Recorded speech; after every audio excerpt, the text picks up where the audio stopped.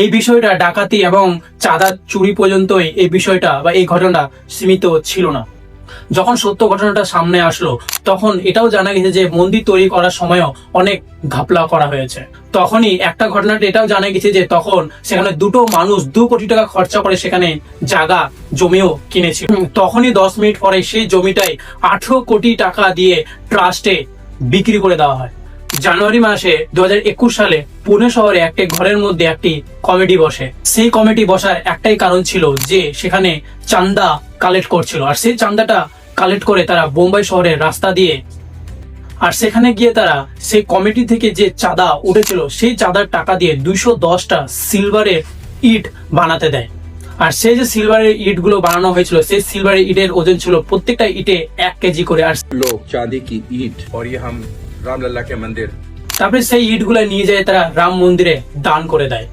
বন্ধুরা, এই ইট গুলো বানানোর জন্য টোটাল টাকা খরচা হয়েছিল 2 কোটি টাকা।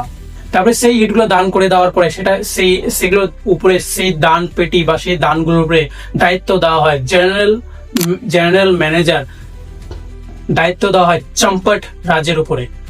সেগুলো দান করে দেওয়ার দায়িত্ব দেওয়ার পরে সেখানে ওনার হাতে কোনো রকম জমার কোনো রসিদ বা রিসিভ কপি দেওয়া হয়নি। প্রত্যেকটা মানুষকে বলা হয়েছিল যে ইট গুলো ভালো করে যাচাই করে কোয়ালিটি যাচাই করার পরেই বলে তাদেরকে রিসিভ কপি দেওয়া হবে। তখন ওনাদেরকে এই কথাটা বলার পর ওনারা ভাবলো চলো অপেক্ষা করাই যায়। তখন অপেক্ষা করতে লাগলো। তখন অপেক্ষা করতে করতে 6 মাস কেটে গেল, 1 বছরও কেটে যায়, 2 বছরও কেটে যায়, 5 বছরও কেটে যায়। 5 বছর পরও বন্ধুরা ওনাদেরকে কোন রকম সেই চাঁদের ইটের কোনো রিসিভ কপি দেয়নি বা তারা পায়নি। রিসিভে তো দূরের কথা বন্ধুরা, আজকের ডেটে দাঁড়িয়ে আজকের সময় দাঁড়িয়ে এই ইটগুলোরও কোনো নিখোঁজ হয়ে আছে, কোনো আতাপাতা নেই বা কোনো ইনফরমেশনই নেই। কেউ জানেই না এই চাঁদের ইটগুলো গেল তো গেল, হারিয়ে গেল তো কোথায়, কেউ জানে না। এটা তো বিষয় একটা ঘটনা, কিন্তু কয়েক বছর ধরে রাম মন্দিরে অনেক কিছুই হারাতে শুরু করে, যেরকম টাকা পয়সা, সোনা চাঁদি এবং হার মালা অনেক কিছুই হারাতে শুরু করে।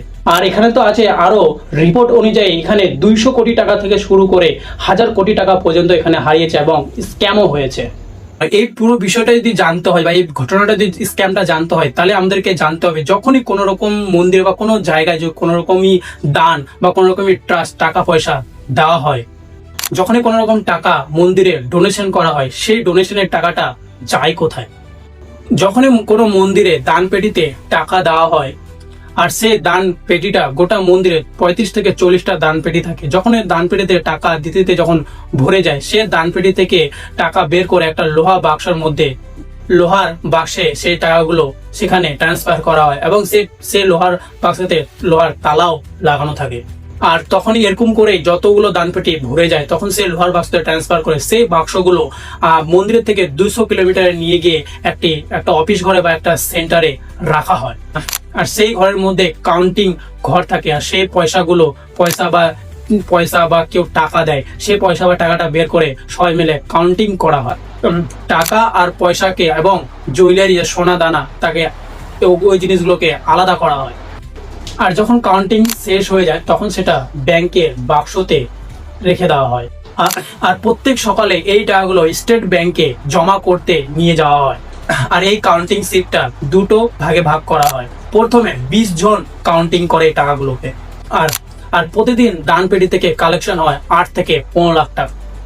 আর এই নাম্বারটা শকিংও করে দেয়। আর আরেকটা অবাক করার কথা হলো বন্ধুরা, কোনো দিন এর থেকেও বেশি হয় 50 লাখ টাকার পর্যন্ত।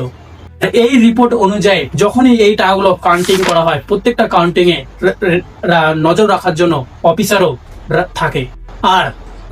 আর যখন কাউন্টিং হয় সেখানে কর্মচারীও থাকে। আর মন্দিরের সিসিটিভি দিয়েও নজর রাখা হয়।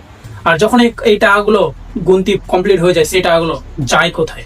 আর এই টাকাটা শ্রী রামচন্দ্র নামে একটা অ্যাকাউন্টে এই টাকাগুলো ডোনেট করা হতো। আর এই জিনিসটাকে অ্যালার্ট করেছিল ফেব্রুয়ারি মাসে 2020 সালে মোদী সরকার নিজেই। আর এই ট্রাস্টে টোটাল 15 জন মেম্বার আছে। আর এই 15 জন মেম্বারের মধ্যে কিছু জনই ছিল রিলিজিয়ন, বাদ বাকি যতগুলো মেম্বার ছিল সেগুলো টোটালি সবাই ছিল বিজেপি পার্টির কেউ নেতা বা বিজেপি পার্টিতে কাজ করে। আর বন্ধুরা যে চাঁদাগুলো উঠতো সেই চাঁদাগুলো গুনার জন্য বা সেই চাঁদাগুলো অরিজিনাল গুনার জন্য কিছু প্রাইভেট এজেন্সি করা হয়েছিল। সেখানে অনেকগুলো লোক ছিল কেউ সে টাকাটা গুনতো এবং কিছু লোক ছিল সেই টাকাগুলো যারা গুনছে তাদের উপরে নজর দেওয়ার জন্য। কিন্তু কিছুক্ষণের মধ্যে, কিছু দিনের মধ্যে তাদের মধ্যে মিল হয়ে যায় এবং তারা একটা প্ল্যান করে যে টাকাগুলো আছে সেই টাকাগুলোর মধ্যে 10টা করে বান্ডিল করতে হতো।